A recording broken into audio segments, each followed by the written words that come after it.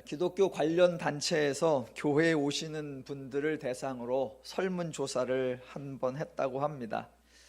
설교나 운영 등에 관한 것이 아니라 교회에 왔을 때 성도들 간에 서로 주고받는 말들 중에 가장 불편한 표현이 무엇이었느냐라는 조사였습니다.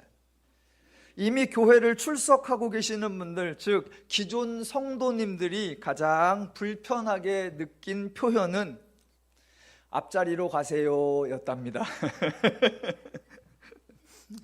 앉고 싶은 자리에 앉으려고 미리 왔는데 개인의 의사와는 상관없이 안내위원들이 무조건 앞으로 가라고, 그래서 앞으로 가서 나오기 좋게 가장자리에 앉았더니 한마디 더 가운데부터 앉으세요 라고 하는 게 불편했다고 합니다. 조크가 좀 섞여 있지만 대부분 공감하실 것입니다. 더누림교회는 그런 말을 절대로 하지 않습니다. 오셔서 앉고 싶은 대로 앉으시면 됩니다. 새신자들, 교회를 생전 처음 나오시는 분들이거나 아니면 교회를 바꾸어서 새로운 교회를 방문하신 분들, 아니면 또 말 그대로 방문하려고 어느 교회를 가셨을 때 그때 성도님들이 느꼈던 가장 불편했던 표현은 식사하고 가세요 였답니다. 이것도 달리 설명하지 않아도 확 공감이 갈 겁니다. 처음 방문했는데 그럼 당연히 모두 다 처음 보는 사람들인데 식사를 해라. 그것도 새가족실에 가면 서로 다 모르는 사람끼리 식사를 해야 하고, 심지어는 자기 앞에 담임 목사가 딱 앉아 있는데 식사를 하라. 정말 불편할 겁니다. 그건 교회뿐만 아니라 어느 모임이든 처음에 가면 좀 어색합니다. 저는 어느 모임을 가서 처음 어색하다 그러면 그냥 어색하라는 거예요. 그 어색함을 어떻게든 풀으려고 하지 말고 그냥 어색하세요. 어색을 여러 번 하면 됩니다. 처음에는 모르지만 한 달 정도 지나가면 몇 사람 안면도 있고, 그러다 보면 눈인사도 하고, 그러다 보면 말도 트고, 그래서 한 2달 지나면 어색함이 사라져요. 근데 그 한 달을 못 기다려서 첫날부터 호구조사를 하고 첫날부터 이래라 저래라 말이 많습니다. 저희는 그냥 어색하면 어색하자. 제가 요새 배드민턴을 새로 배우고 있어서 저녁에 어느 클럽에 갔습니다.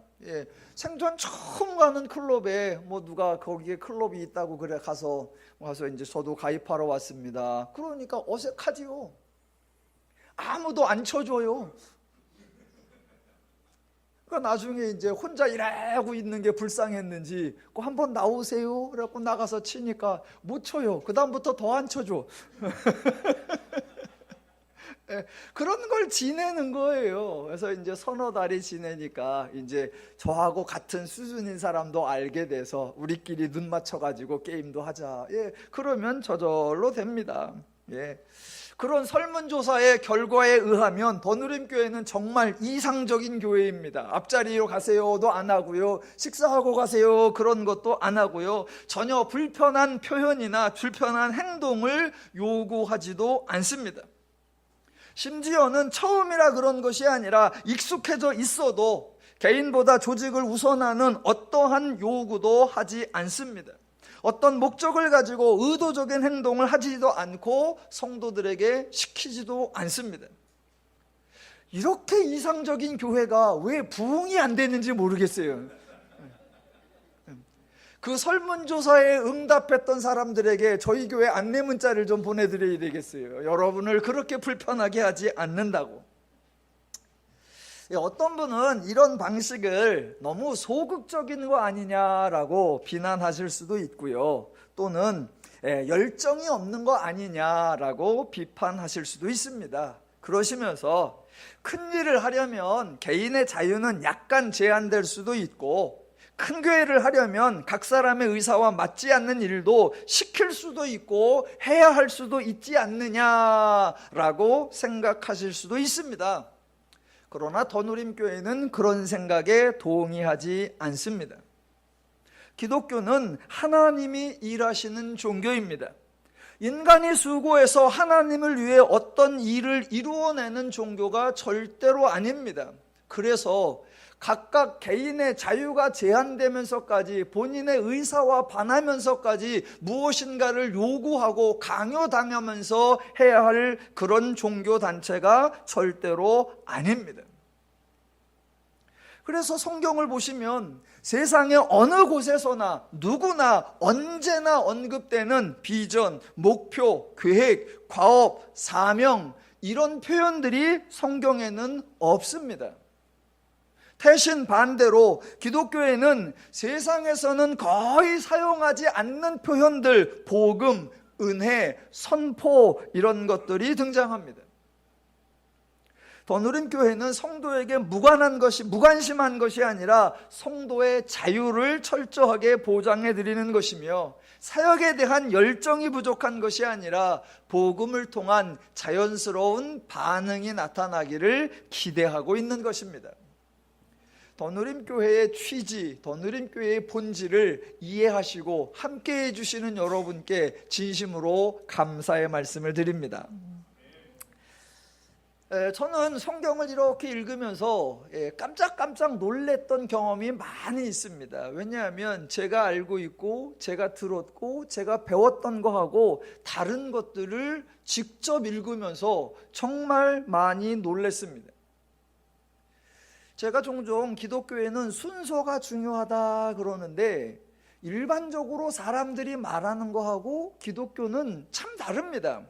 사람들은 뭔가를 채우려고 하면 일단 그릇에 있는 것을 비워라, 내가 알고 있고 내가 배우고 있고 가지고 있는 것을 내려놓아라, 그렇게 비우고 준비해야 거기에 무엇인가를 채울 수 있다라고들 말합니다. 얼핏 보면 당연한 말처럼 들립니다. 그런데 성경은 그렇게 하지 않습니다. 너희들에서 죄의 생각을 빼내어라, 악한 생각을 버려라, 부정한 것을 다 비워라, 그래야 너희 안에 깨끗하고 새로운 말씀이 들어간다, 이렇게 말하는 적이 없습니다. 죄인인 상태 그대로, 부정한 상태 그대로, 죄적 사고와 세상적 인식이 있는 그대로 그 사람에게 하나님 말씀을 부고 하나님의 진리를 쏟아놓고 하나님의 생명의 말씀을 선포하는 거예요. 그래서 내가 가지고 있는 것 속에 새로운 하나님의 말씀, 새로운 하나님의 가르침, 새로운 하나님의 가치, 새로운 하나님의 기준, 새로운 하나님의 원리가 자꾸 쌓이면 내가 가지고 있는 것보다 하나님의 것이 더 좋으네, 그러면 자연스럽게 교체가 되는 겁니다. 성경을 읽을 때 모르니까, 이해가 안 되니까, 납득이 안 되니까 난 안 읽는다, 아니요. 이해가 안 되고 납득이 안 되고 혼란스러운 거 당연한 겁니다. 그 와중에 또 성경을 읽고 또 말씀을 읽고 또 진리를 들을 때에 저와 여러분에게 생각이 바뀌어가고 인식이 전환되어가는 그런 열매가 맺어지는 거, 이게 성경의 순서입니다. 자, 성경을 읽어보면 우리가 가지고 있었던 생각하고 다른 것들이 자주 발견되어서 깜짝깜짝 놀라게 됩니다. 그래서 기독교는 이런 게 다르구나, 기독교는 과연 거룩하구나 라는 걸 발견하는데, 제가 오늘 하나 여러분에게 소개를 해볼게요. 창세기를 지나 출애굽기를 지나 레위기에 가면 레위기 11장 45절에 이런 구절이 나옵니다. 제가 읽을 건데요, 읽으면 놀라시는 표정을 지어주세요. 이렇게 나옵니다. 나는 너희 하나님이 되려고 너희를 애굽 땅에서 인도하여 낸 여호와라. 놀래주셔서 감사합니다. 놀래야 돼요. 왜 놀래냐면 사람들은 하나님 그러면 하나님은 큰 분, 하나님은 강한 분, 하나님은 세신 분, 하나님은 전능한 분, 그러니까 하나님은 하나님 하고 싶은 대로 하나님 마음대로 하신다라고 착각합니다. 하나님이 그렇게 하나님 마음대로 한다, 이거를 어떤 분들은 그래서 하나님은 독재다라고 표현하시기도 하고, 조금 고상하게 표현하면 그것이 하나님의 신본주의다라고 말하기도 합니다. 그게 다 오해요. 그게 다 성경에 대한 왜곡입니다. 가장 대표적으로 하나님의 아브라함을 선택하셨습니다. 하나님이 아브라함을 선택하시면 아브라함은 무조건 따라야 하는 것이라고 오해를 하십니다. 그래서 아브라함의 후손들로 형성된 이스라엘은 무조건 하나님을 섬겨야 한다라고 오해합니다. 만약 아브라함이 하나님을 따르지 않고 이스라엘이 하나님을 섬기지 않으면 하나님의 뜻에 불순종한 것이기에 하나님이 징계하고 형벌을 내린다라고 오해합니다. 전혀 성경의 내용하고 다른 것입니다. 하나님이 권세가 있으신 거 맞고요. 하나님이 능력이 있으신 거 맞고요. 하나님이 전능하신 거 맞아요. 그렇지만 하나님은 권세로 이스라엘을 선택한 것이 아니고 하나님은 능력으로 이스라엘 위에 군림하시지 않습니다. 하나님이 어느 날 불쑥 아브라함에게 나타나서 아브라함, 너는 내 백성, 나는 내 하나님, 끝. 아브라함, 너하고 나하고는 이제 관계를 맺어서 오늘부터 1일, 이제부터 너는 나만 봐, 이제부터 내 말만 들어, 한눈 팔면 죽음, 이렇게 명령하신 것이 아닙니다. 성경의 패턴, 하나님의 일하시는 패턴은 그러한 죄인들의 방식과 전혀 다릅니다. 자, 하나님이 자식을 낳지 못하는 아브라함의 가정에 오셔서 아들을 낳게 하시고 더 나아가 민족을 이루어 주겠다고 하나님이 자청하셨습니다. 아브라함이 계속해서 한눈 팔 때 하나님은 신실하게 아브라함을 도와주셨습니다. 이스라엘이 기근에 허덕일 때 하나님은 일하셔서 애굽에서 식량을 얻게도 하시고 거주지도 얻게 하시고 안정된 삶을 취할 수 있도록 조치를 취해 주셨습니다. 이스라엘이 노예로 전락하여 고생할 때 하나님은 친히 10번에 걸쳐 수고하시어 이스라엘이 출애굽하도록 일하셨습니다. 이스라엘이 광야에서 살아갈 대책이 막막할 때 하나님이 의, 식, 주 모두를 완벽하게 책임져 주셨습니다. 그렇게 하나님이 일하신 후에, 그렇게 하나님이 많은 사역을 감당하신 후에, 그렇게 하나님이 이스라엘을 위하여 여러 가지 일을 친히 행하신 후에 그제사 하나님 하시는 말씀이 레위기 11장 45절, 나는 너희의 하나님이 되려고 너희를 애굽 땅에서 인도하여 낸 여호와라 라고 하십니다. 하나님이 이스라엘의 하나님이 된 것이 거저된 것이 아닙니다. 이스라엘의 하나님이 쉽게 된 게 아니에요. 하나님이 그저 말로 나는 너희의 하나님이다 라는 말 한마디로 신이 된 게 아닙니다. 하나님 말씀처럼 하나님이 이스라엘의 하나님이 되려고 엄청 애를 쓰셨습니다. 하나님과 인간의 관계에서 인간은 하나님의 혜택을 받을 뿐 전혀 희생당하거나 손해보는 것이 없습니다. 하나님도 하나님의 권세로, 하나님의 능력으로, 하나님의 위력으로 하나님의 뜻을 인간에게 몰아붙이는 방식으로 절대로 일하시지 않습니다. 그래서 하나님이 나는 너희 하나님이 되려고 너희를 애굽에서 인도하여 낸 여호와라 라는 말씀을 하신단 말입니다. 기독교와 관련하여 또는 하나님과 관련하여 인간 중에 어느 누구도 나는 하나님에 의해 일방적으로, 하나님에 의해 강압적으로 내 의사와는 다르게 하나님에게 사로잡혔다, 하나님에게 붙잡혔다, 하나님에게 얽매였다 라고 표현하거나 고백할 수 없는 겁니다. 하나님의 일하심이 더 신기하게 있습니다. 하나님은 우리의 하나님이 되려고 그렇게 애를 쓰셨는데 정작 인간은 너무나 쉽게 하나님을 부인하고 거부하고 대적하고 떠나고 버립니다. 인간이 그렇게 하나님을 대적하고 부인하고 떠나고 버려도 글쎄 우리 하나님은 단 한 번도 이스라엘을 부인하거나 거부하거나 대적하거나 떠나거나 버린 적이 없으시다라는 겁니다. 제가 성경을 읽으면서 참 재밌어해서 여러 번 말씀드린 게 이거예요. 자, 성경을 보면 이스라엘이, 인간들이, 죄인들이 하나님 때문에 힘들어하는 모습이 없다라는 겁니다.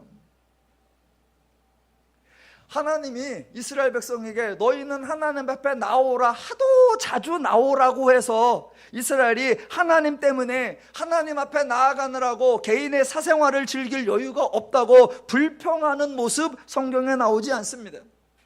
하나님께서 이것 바쳐라, 저것 바쳐라, 이것 드려라, 저것 내려라, 너무 많은 것을 요구해서 개인의 삶을 안정되게 유지할 수 없다고 불만을 토로하는 경우가 한 번도 없습니다.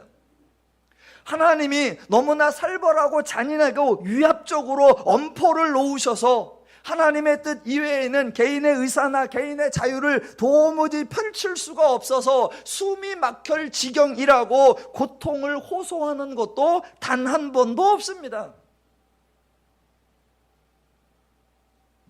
이스라엘은 조금만 마음에 맞지 않으면 하나님을 과감하게 부인해 버립니다. 하나님의 일하심이 없는 것 같고 하나님이 자기들에게 유익이 되지 않는 것처럼 여겨지면 당장 하나님을 떠나버립니다. 하나님을 떠나는데 주저함도 없고 망설임도 없고 행여 하나님께 징계나 형벌받을지도 모른다는 두려움도 전혀 없습니다. 제가 여러분에게 구약에서 이스라엘 보고 배울 게 하나도 없다 그랬는데 딱 한 가지는 있어요. 이런 담대함과 이런 자신감은 좀 배우시기 바랍니다. 이스라엘이 이렇게 무례하게 구는데도 하나님은 계속해서 이스라엘을 도와주시고 계속해서 은혜 주시고 계속해서 함께 하십니다. 그래서 얻은 하나님의 별명이 신실하신 하나님이, 이런 분이 없기 때문에 생긴 하나님의 별명이 유일하신 하나님이, 어느 누구와도 비교가 불가능하기 때문에 이런 하나님의 별명이 거룩하신 하나님이십니다. 예, 하나님은 저와 여러분에게 이렇게 처음부터 끝까지 수고하시는 하나님이십니다. 구약뿐만 아니라 신약에서도 마찬가지예요. 그래서 오늘 데살로니가 전서에서도 온통 바울이 편지를 쓰는데, 데살로니가 전서뿐만 아니라 각 지역에 있는 성도들에게 편지를 쓰는데, 바울이 쓰는 편지의 핵심 주제가 뭐냐? 언제나 하나님의 일하심입니다.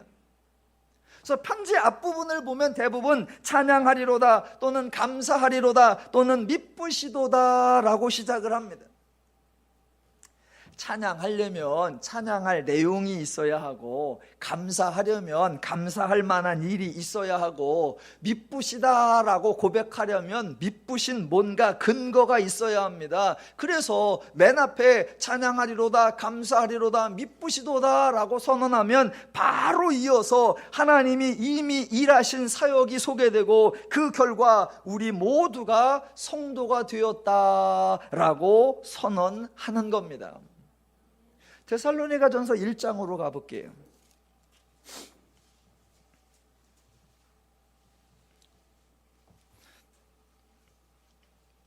예, 1절에 문안 인사를 하고 2절부터 쭉 지나가는데 강조하는 게 뭐냐? 4절입니다. 하나님의 사랑하심을 받은 형제들아, 너희를 택하심을 아노라. 바울이 제일 먼저 선언하는 게 하나님이 너희를 택했다라는 겁니다. 여기서 말하는 택하다라는 거는 단순하게 하나님이 찜했다 이런 선언적 의미가 아니라, 너희를 택하심을 아노라, 이걸 구약적 표현으로 하면 나는 너희의 하나님이 되려고 너희를 애굽 땅에서 인도하여 낸 여호와라, 이것이 되고, 그것을 신학적 표현으로 바꾸면 나는 너희의 하나님이 되려고 십자가와 부활 사역을 통하여 너희를 죄에서 구원하여 낸 여호와라, 이렇게 되는 겁니다. 그러니까 성경의 모든 강조는 하나님이 역사하시고 하나님이 일하신다라는 겁니다. 저와 여러분이 하나님으로 말미암아 성도가 되었다, 이거는 성도된 저와 여러분에게 참 평안을 주는 겁니다. 왜냐하면 보세요, 하나님으로 말미암아, 하나님의 일하심으로 말미암아 저 여러분이 성도가 되었습니다. 그렇다면 하나님은 자신이 이루어낸 결과가 결코 실패하지 않도록, 자기가 일해서 만들어 놓은 결실이 결코 소멸되지 않도록 하나님이 백성을 포기하지 않고 그 백성과 끝까지 동행하며 보호하고 돌보고 책임지신다라는 내용이 담겨 있기 때문입니다.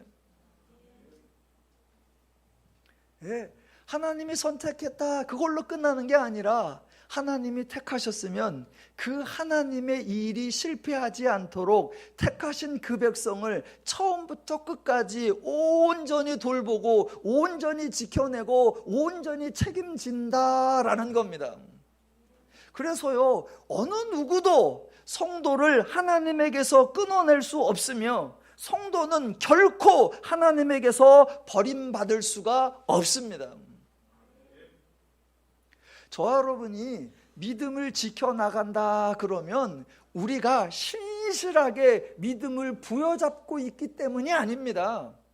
우리가 신앙을 유지한다 그러면 우리가 인내로서 신앙을 버티고 있기 때문이 아닙니다. 믿음이나 신앙은 우리로 말미암아 시작되지도 않고 우리로 말미암아 유지되지도 않습니다. 정반대로 믿음이나 신앙은 하나님으로 인하여 시작되고 하나님의 돌보심으로 인하여 유지되고 하나님의 보장하심으로 안전하게 진행될 수 있는 겁니다.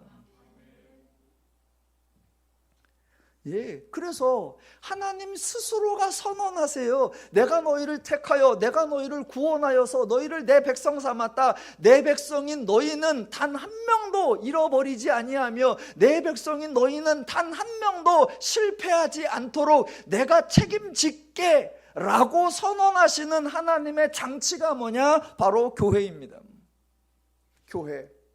예수 그리스도를 머리로 하고 구원받은 성도들을 예수와 연합된 지체로 만들어서 그 예수와 성도가 함께 있는 그것을 교회로고 하나님이 정하시고 그 교회, 예수와 성도가 하나가 되어 있으니 하나님이 그 지체 중에 단 하나도 끊어지거나 단 하나도 잃어버려지거나 단 하나도 포기되지 않도록 하나님이 책임진다, 하나님이 보장한다라는 하나님의 보증서가 바로 교회인 겁니다.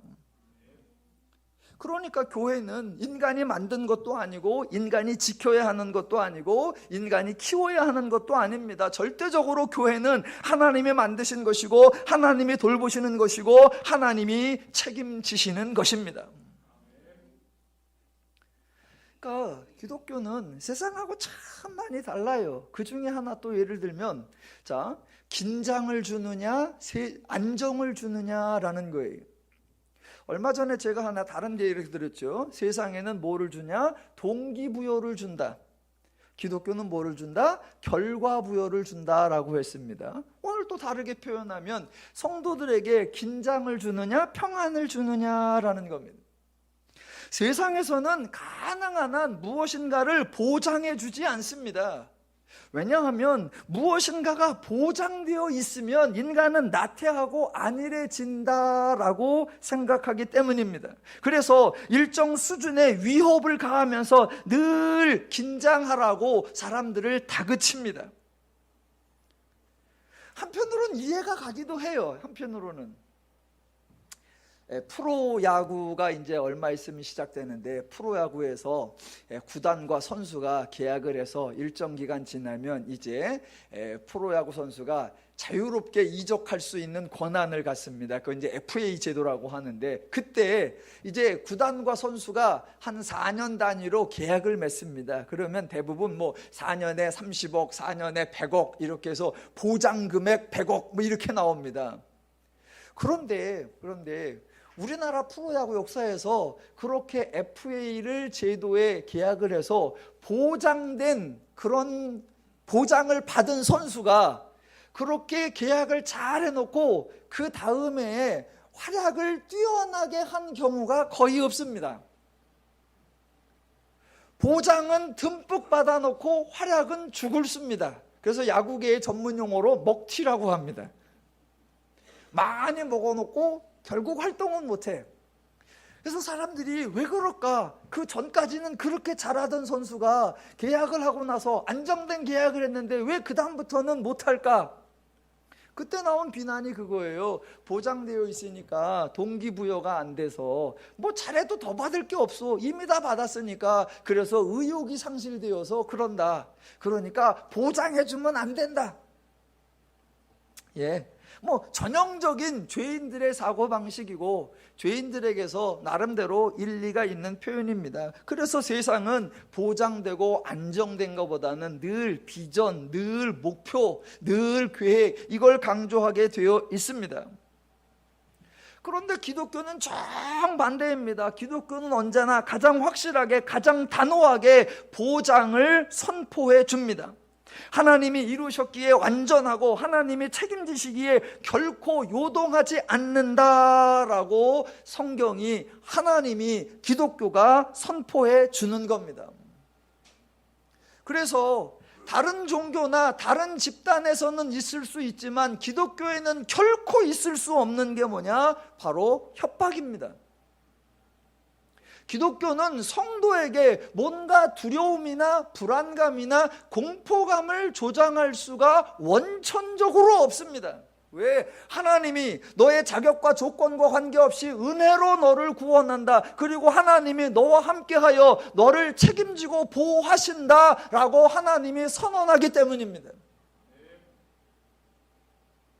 여러분이 어디서 누군가에게 무슨 설교를 들으시든 어떤 성경 공부를 하시든 그것을 듣고 뭔가 좀 불안하고 뭔가 좀 걱정되고 뭔가 좀 염려가 되고 잠이 안 오고 뭔가 찌릿찌릿하다 그러면 이거는 이상하구나 그러시면 됩니다.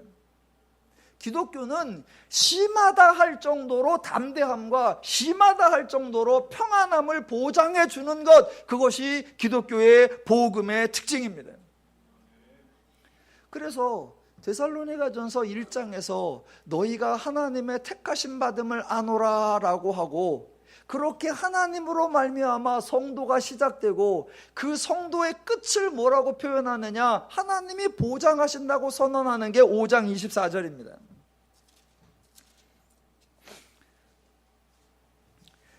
데살로니가전서 5장 23절과 24절, 평강의 하나님이 친히 너희를 온전히 거룩하게 하시고 또 너희의 온 영과 혼과 몸이 우리 주 예수 그리스도께서 강림하실 때에 흠없게 보존되기를 원하노라. 너희를 부르시는 이는 미쁘시니 그가 또한 이루시리라. 예. 그러니까 데살로니가전서의 시작도 하나님의 일하심, 마지막도 하나님의 일하심, 그 하나님의 일하심을 선포해 주므로 바울은 데살로니가 성도들에게 위로와 안식과 평안을 제공하고 있는 것입니다. 그러니까 세상은 늘 목표 달성을 위해 긴장의 끈을 놓지 않게 만들고, 기독교는 하나님이 이루어 놓으신 결과에 근거한 평안함과 자유함과 안정함을 제공하는 것. 자, 아까 죄인들은 뭔가를 보장해주면 나태하고 안일해진다라고 했습니다. 예, 일정 부분 일리가 있습니다. 그러면 하나님은 그런 걱정을 안 하셨을까요? 성도들에게 구원을 보장해주고 하나님이 모든 것을 이루어준다라고 교회라는 곳에 성도를 연합시켜서 하나님의 책임, 그래서 사망이나 적신이나 기근이나 환난이나 칼이나 그 어느 것도 성도를 그리스도의 사랑에서 끊을 수 없다라고 선언해버리면 성도가 나태해지고 성도가 안일해지고 성도가 뭔가 열심을 내지 않을 것 같은 그런 염려 하나님이 하셨을까요? 안 하셨을까요?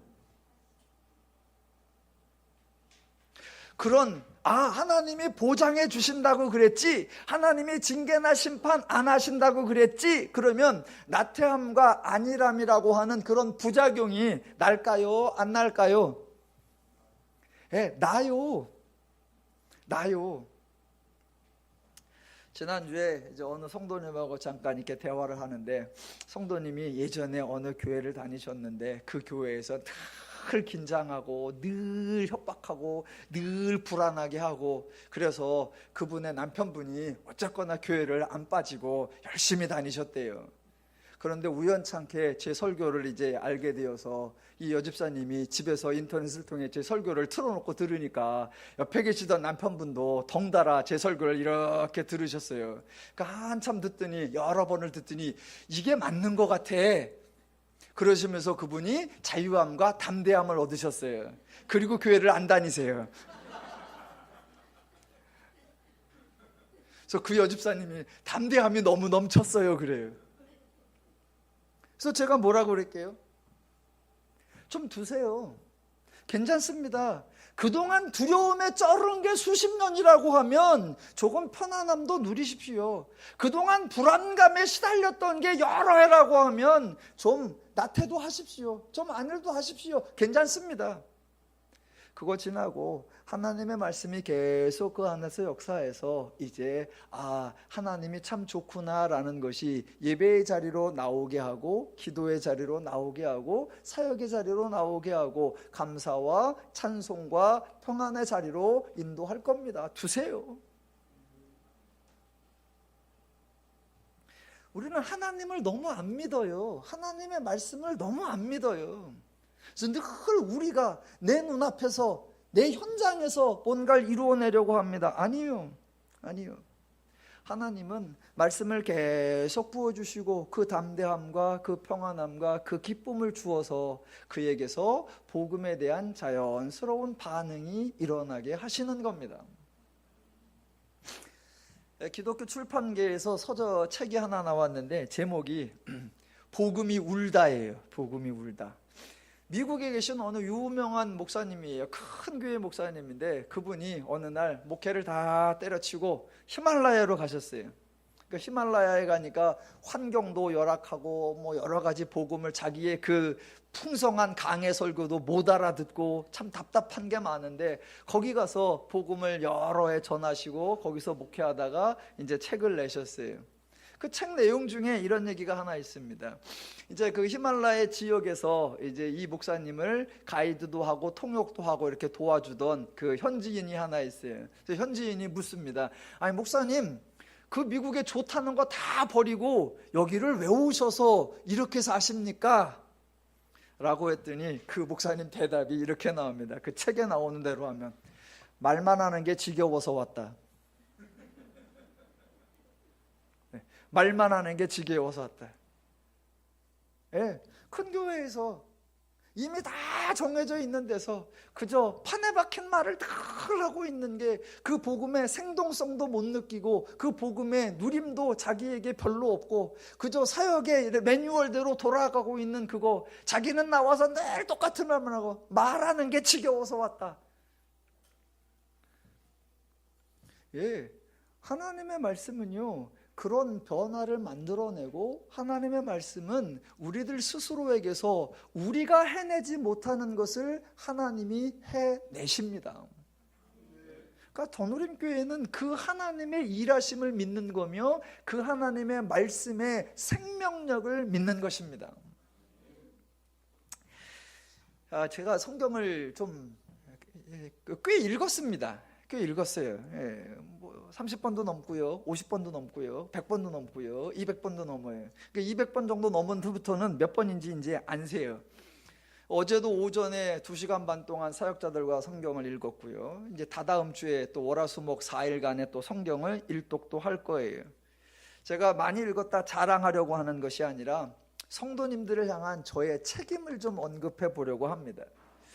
예전에 청년들을 데리고 사역을 할 때, 그때 성경 한 100독 정도 했을 때예요. 이제 청년들에게 성경을 좀 읽어라, 이거를 좀 강조하려고 내가 성경을 읽었더니 성경이 너무 재밌더라, 성경이 너무 은혜롭더라, 그렇게 성경을 읽으니까 내가 생각이 변하고, 그렇게 성경을 읽으니까 내가 토대가 변하고, 그렇게 성경을 읽으니까 내가 이렇게 신나게 산다, 여러분도 성경을 좀 읽었으면 좋겠다, 할렐루야!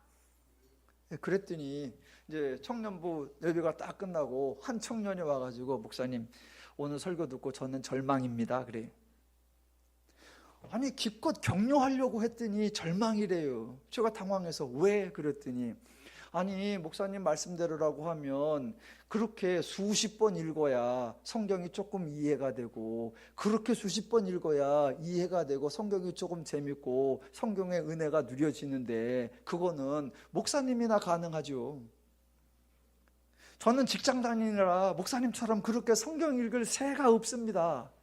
그러니까 목사님이 말씀하신 것만큼 그렇게 몇십 독을 제 평생에 해낼까 기대가 없는데, 아니 그렇게 수십 독을 해야 이해가 되고 그래야 성경의 재미를 알고 그래야 은혜를 누린다고 하면 저는 신앙생활이 기대가 되는 게 아니라 막막합니다.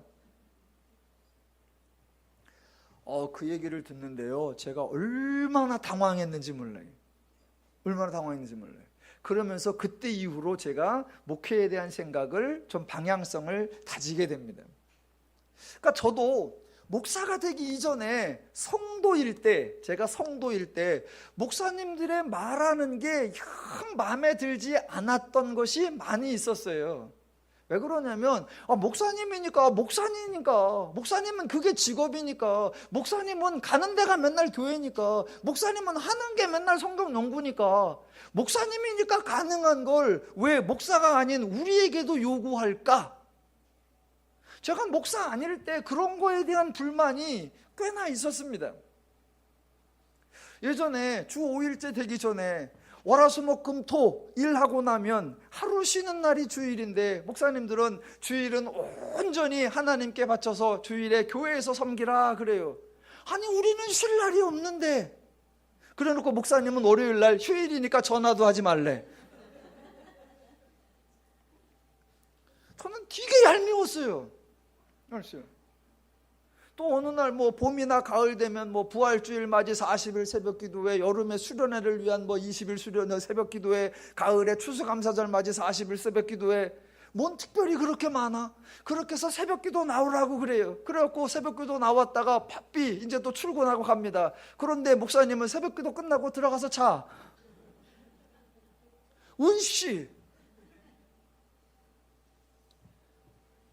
추수감사절 때 되면 구역별로, 그 다음에 유년부, 초등부, 중등부 학생부 또는 가정별로 갖고 그래. 그래서 사과도 갖다 놓고 배도 갖다 놓고 배추도 갖다 놓고 쌀도 갖다 놓고 이래갖고 막 강대상이 꽉 차.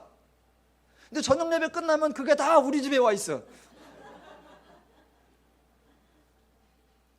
저는 그게 과일이 몇 달 동안은 끊어지지 않겠네 기쁜 게 아니라 되게 민망했어요.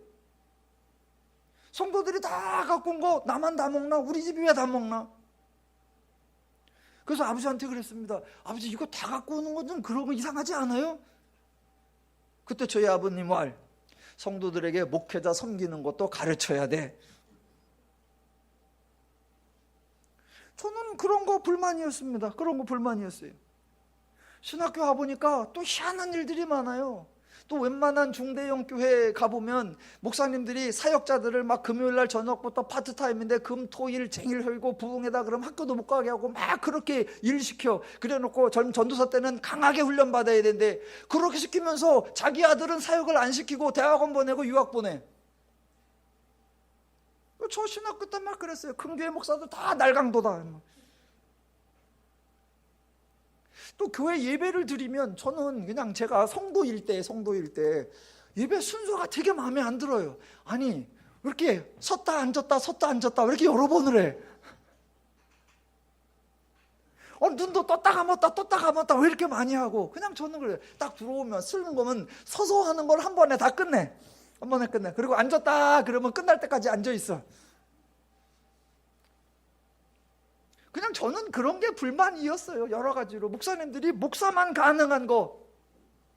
그래가지고 저는 나름대로 목사 입장이 아니라 성도의 관점에서 목회를 하려고 애를 쓰고 있었는데, 제가 성경을 좀 많이 읽어야 된다라고 했더니 그 청년이, 아니 목사님은 그런 시간이나 되니까 몇십 독을 하고 그러니까 성경을 이해가 되고 성경이 재밌고 성경을 누린다라고 하지만 우리는 그게 불가능해요. 그래서 신앙생활이 막막해집니다. 제가 얼마나 당황했는지 모릅니다. 당황했는지 몰라요. 그래서 그때부터 생각한 게 맞다. 나도 예전에 내가 싫어했던 목회자들만 가능한 걸 성도들에게 또 요구하고 있지는 않은가? 그러면 이제부터 바르게 가자. 성도가 어쩔 수 없이 부족한 부분, 성도가 어쩔 수 없이 연약한 부분, 그거는 목사가 감당해 주어야 하고 목사가 역할을 해 주어야 한다라는 거였습니다. 그래서 성도들이 성경을 1년에 한 번도 읽기가 힘들 정도로 바쁘게 세상 속에서 죄와 싸우면서 살아갈 때에 목사는 성경을 수십 번 읽어서 정확하게 이해해서 성도들이 일주일에 한 번씩 정말 귀한 발걸음으로 주일 예배에 올 때 더 풍성하게, 더 확실하게 설명해 주어야 하는구나. 그게 저의 목회적 다짐이었습니다. 하나님이 수고해서 죄인들을 평안하게 해 주었듯이, 예수님이 사역해서 죄인들을 행복하게 해 주었듯이, 사도들이 말씀을 가르쳐서 각 지역의 성도들이 안식하게 해 주었듯이, 목사가 성경을 가르치는 일에 열심을 내어서 성도들이 성경을 알고 자유와 평화와 안식을 누릴 수 있게 해 주어야겠구나 라고 생각했었습니다. 제가 성경을 이렇게 가르치면서 가장 많이 듣는 질문, 아마 내일부터 성경에 초점을 하면 중간에 휴식 시간에 제가 강의 시작할 때 분명히 그러거든요. 질문 안 받습니다. 그러면 꼭 따로 손을 들어서 질문하는 게 아니라 마치 반가운 것처럼 와가지고 꼭 질문을 해요. 질문하는 것 중에 대부분이 뭐냐, 목사님 성경에는 이렇게 써 있는데 목사님은 왜 그게 그 뜻이 아니라고 그래요? 이거예요. 성경엔 이렇게 써 있는데 제가 그게 아니라고 말하니까 늘 그런 질문을 받습니다. 왜 그런 질문을 하시는지 충분히 이해가 됩니다. 그리고 그런 질문을 해주시는 분에게 감사를 드려요. 왜? 성경을 그만큼 고민하고 있었고 성경을 그만큼 알고 있었다라는 것이기 때문입니다. 한 가지 미리 좀 설명을 드리려고 하는 건, 성경이 강조하는 것과 성도님들이 기대하는 게 사실은 같습니다. 성경이 강조하는 게 뭐냐? 인간이 행복하게 사는 거예요. 성도님들이 기대하는 게 뭐냐? 인간이 행복하게 사는 겁니다. 그러니까 성경이 강조하는 것과 인간이 기대하는 바가 같아요. 다만 표현이 조금 달라요. 표현이 달라요. 어떤 분은 성경이 강조하는 것과 인간이 기대하는 게 원천적으로 다르다. 인간은 자기의 행복을 추구하지만 성경은 인간의 행복이 아니라 하나님의 영광을 추구한다라고 말합니다. 아니요, 그렇지 않습니다. 하나님이 수고해서 인간의 행복을 만들어주는 거, 그게 기독교의 복음이기 때문에 성경이 강조하는 것과 인간이 기대하는 것은 같은데, 그 같은 내용을 표현하는 방식과 용어가 다르고 의미가 조금 다를 뿐입니다. 자, 성경에 표현된 것을 왜 그렇게 표현되어 있고 무슨 의미인가 한 군데만 확인을 해보겠습니다. 자, 누가복음으로 가보겠습니다. 누가복음 14장.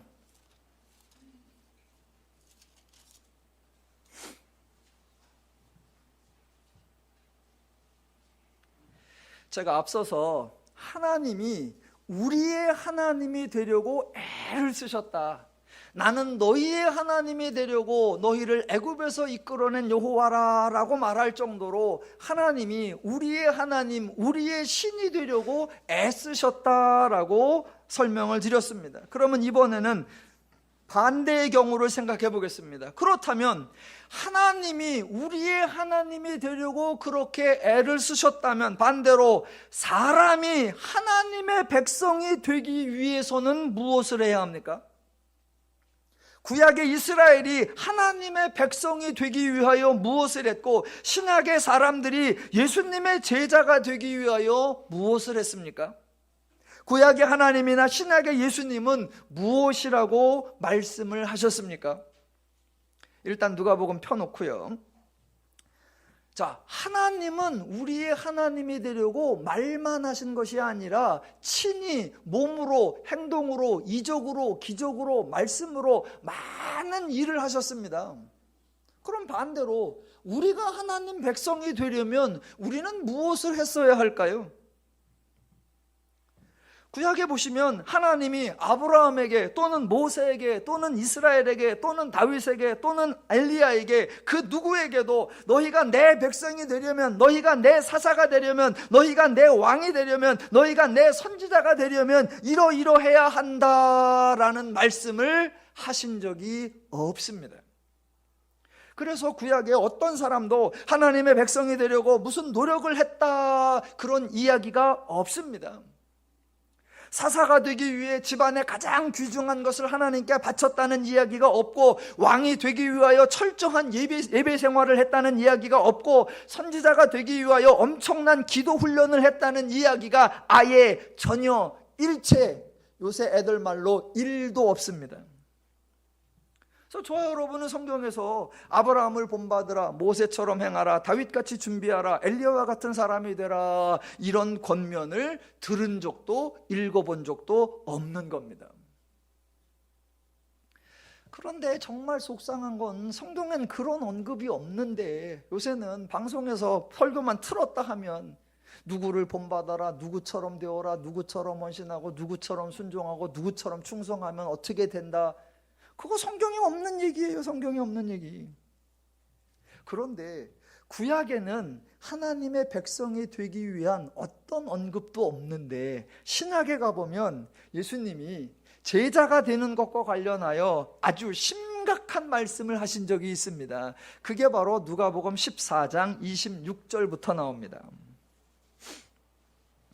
제가 읽어볼 텐데 세 가지 제자가 되는 것에 대한 말씀이 나옵니다. 읽으시고 나서 제가 어떤 생각이 들었는지 여쭤볼 테니까 잘 생각하시면서 들어보시기 바랍니다. 누가복음 14장 26절. 무릇 내게 오는 자가 자기 부모와 처자와 형제와 자매와 더욱이 자기 목숨까지 미워하지 아니하면 능히 내 제자가 되지 못하고, 27절. 누구든지 자기 십자가를 지고 나를 따르지 않는 자도 능히 내 제자가 되지 못하리라. 33절. 이와 같이 너희 중에 누구든지 자기의 모든 소유를 버리지 아니하면 능히 내 제자가 되지 못하리라. 자, 제자 또는 제자도에 대해서 언급하는 대부분의 설교나 대부분의 책에서 빠지지 않고 언급되는 구절입니다. 이런 구절을 읽으면서 하는 말, 아무나 제자가 되는 것이 아니다, 아무렇게나 제자가 되는 것이 아니다 라고 말합니다. 더 심지어는 은혜로 구원은 받을 수 있고 은혜로 성도가 될 수는 있지만 성도와 제자는 전혀 차원이 다르고, 성도는 많지만 제자는 극소수이다, 제자는 아무나 아무렇게나 되는 게 아니다 라고 말합니다. 과연 그럴까요?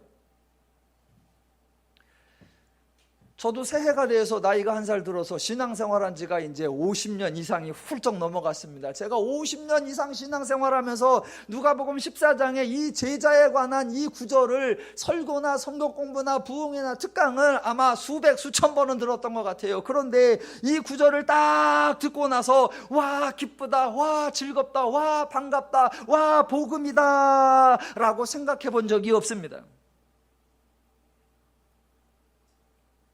우리나라에서 대학교에서 학생들을 선교하는 그런 선교 단체가 있는데, 매년 여름에 이제 모여갖고 그런 간사들 수련회를 해요. 한 몇 년 전에 서해안 쪽에서 한 3,000명의 대학생 선교회 간사들이 모여서 수련을 하는데, 하루는 설문조사를 했습니다. 그때 성경 구절 중에, 선교단체 간사들에게 성경 구절 중에 가장 불편한 구절, 성경을 읽다가 가장 마음에 부담이 되는 구절을 하나씩 골라봐라 그랬더니 1등이 이거예요. 1등이 이거예요. 그러니까 저뿐만 아니라 대부분의 사람들도 이 구절을 읽거나 들었을 때 기쁘지 않았다는 겁니다. 그렇다면 예수님이 구약의 하나님과 다르게 불편할 말씀을 하신 걸까요? 전혀 그렇지 않습니다. 그러니까 이런 구절을 읽으면 예수님이 왜 이런 말씀을 하셨는지, 당시의 사람들은 어떻게 행동하고 있었는지 그것을 차분히 따져 보아야 합니다. 그런데 앞뒤 싹 빼놓고 성경에 보니까 이렇게 말씀하셨습니다 라고 끝내버려요. 거기서 오해가 생기고 왜곡이 생기는 겁니다. 자, 지금 제자도에 관한 언급이 나오는데 보세요. 26절, 27절, 33절에 뭐뭐 하지 아니하면 내 제자가 되지 못하고 라고 나왔습니다. 그런데 그 중간에 28절로 30절에 먼저 앉아 그 비용을 계산하지 아니하겠느냐라는 얘기가 나오고 31절과 32절에 비유가 나오면서 헤아리지 아니하겠느냐 이 얘기가 나옵니다. 그러니까 연결을 해보면 만약 예수님이 제자도에 관한 말씀을 하시는데 그 말씀이 표현된 그대로 부모와 처자와 형제와 자매와 심지어 자기 목숨까지 미워하라 그런 의미라면 여러분 계산해 보면 제자가 되고 싶으시겠습니까? 예. 또 자기의 소유를 다 팔아야만 내 제자가 된다라는 그런 의미라면 여러분 헤아려 보면 제자가 되고 싶으시겠습니까? 아니지요. 이 말씀을 읽고 불편하고 이 말씀을 읽고 부담스러워했다라는 건 계산해 보니까 계산이 안 나온다. 헤아려 보니까 헤아려지지가 않는다라는 겁니다. 그럼 둘 중에 하나예요. 예수님이 말씀을 잘못하셨던가 아니면 사람들이 계산을 잘못했던가. 그러니까 예수님이 말씀을 잘못하실 리는 없고 사람들이 뭐를 잘못한 거다? 계산을 잘못한 거예요. 이 말씀의 뜻을 제대로 헤아리지 못한 거고 이해하지 못한 거고 분별하지 못한 거예요. 그러니까 예수님은 왜 이런 말씀을 하셨을까? 당시를 한번 생각해 보셔야 합니다. 예수님이 지금 제자들을 불러 모으고 계십니다. 그런데 예수님만 제자를 모은 게 아니라 당시에 유대교 랍비도 제자들을 모았고 당시에 로마의 철학자들도 제자들을 모았습니다. 그러면 다른 그룹들은 어떻게 제자들을 모았을까? 유대교만 한번 따져보면 예수님 당시에 유대교가 유대 사회를 다 지배하고 있었는데 유대교에서 율법을 가르칩니다. 그 내용 중에 하나가 이렇게 나오는 겁니다. 너희는 뭐하라? 부모를 존경하라. 내 이웃을 사랑하라. 내 몸을 사랑하라. 너희가 거룩하라. 너희가 정결하라. 너희가 깨끗하라 라고 가르쳤습니다. 그 계명을 지키지 못하면 부정한 자요. 그렇게 부정한 사람은 하나님의 자녀나 하나님의 백성이 받는 축복을 받지 못하고 랍비의 제자가 될 수 없다라고 가르치고 있는 그때입니다. 그러니까 랍비의 제자가 될 수 있는 사람이 많을까요? 적을까요? 당연히 적죠. 부모에게 충성을 다해 공경할 수 있는 여유가 좀 있어야 되고 이웃을 사랑할 수 있는 사회적 신분과 안정이 되어 있어야 하고 율법을 지켜 행할 수 있는 지식도 있어야 하고 그러니까 당시에 랍비의 제자가 된다라는 것은 소수의 특별한 사람들만 가능했던 그런 내용입니다. 그렇게 랍비들이 제자들을 뽑고 있을 때 예수님은 거기서 정반대로 선언하시는 겁니다. 뭐라고요? 부모 상관없다, 처자 따지지 않는다, 형제자매 아무것도 개의치 않는다. 결국은 뭐다? 누구나 오라, 아무나 오라, 다 오라 이 뜻입니다. 어느 종교에 가보면 늘 뭐를 해요? 면접을 보죠. 서류 검사를 합니다. 아버님이 이 수준이 안 되시네, 탈락. 어머님이 이쪽 출신이 아니시네, 제외. 아버님 어머님 괜찮으신데 형님이 파이네, 탈락. 형님도 괜찮은데 자매님이 엉망이네, 탈락. 그러니까 그 그룹에 들어갈 수 있는 자가 탁월하고 뛰어나고 특별한 그 소수의 사람만이 가능한 겁니다. 그렇게 하고 있을 때 예수님이 딱 이 말씀을 선언하는 거예요. 내 제자가 되려면 부모 상관하지 마라, 처자 상관하지 마라, 형제자매 상관하지 마라, 네가 무슨 출신이고 무슨 준비가 되어 있는가 전혀 상관하지 말고 오라. 너는 내 제자가 될 수 있다. 계산이 나오나요? 예, 이렇게 나와야죠. 그 다음에 또 뭐라고 했어요? 33절 너희 중에 누구든지 자기의 모든 소유를 버리지 아니하면, 이게 부담되는 게 아니라 이 말을 딱 듣는 순간에 여러분이 할렐루야 했어야 한단 말입니다.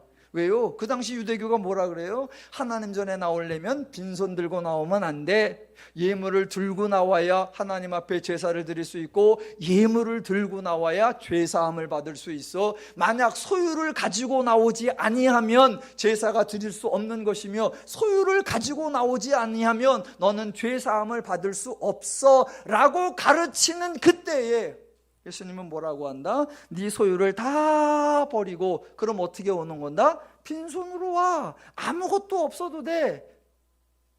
그냥 와. 지금 표정이 왜 이렇게 써 있는데 목사님은 그게 아니래요?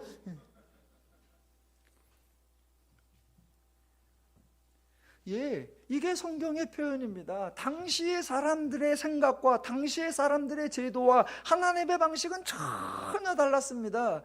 그래서 제자가 될 수 있었던 게 누구예요? 베드로 같은 사람들이죠. 베드로 같은 사람들. 우리는 또 그럽니다. 예수님께서 갈릴리 바다에 가서 베드로를 부르니까 베드로가 그물을 버려두고 자기의 생명 같은 그물을 다 버리고 빈털터리로 하나님을 따라갔습니다. 그건 버린 게 아니에요. 쓰도 못하는 그물이요. 그물 갖고 고기도 못 잡았어. 그러니까 하나님은 우리 하나님이 되려고 애를 쓰시고, 하나님은 우리의 신이 되려고 너희를 애굽에서 이끌어낸 여호와라 라고 하시는 수고를 하면서, 정반대로 내 제자가 되려면 신경 쓰지 마라, 고민하지 마라, 염려하지 마라, 부담 느끼지 마라, 일하려고 하지 마라, 내가 너를 부르는 것으로 족하다, 내가 너와 함께 하노라, 내가 너를 책임지리라, 너는 나와 함께 자유와 평화와 안식을 누리라. 이게 복음인 줄로 믿습니다. 예, 기독교는 이게 멋있는 거고, 그래서 바울의 데살로니가 전서는 1장에서 하나님의 택하심에 일하심에서 하나님이 그가 이루시리라 라는 하나님의 일하심으로 성경의 시작과 끝을 총괄하는 겁니다. 거의 1년 동안 약 40회에 걸쳐서 데살로니가 전서를 통해 함께 은혜를 나누었습니다. 오늘이 데살로니가전서 마지막 날인데 바울이 저에게 부탁한 게 하나 있어요. 그래서 제가 많은 건 못 들어드려도 바울이 부탁한 거 하나 정도는 제가 보니까 들어드릴 수 있겠더라고요. 그래서 하나를 좀 들어드리려고 합니다.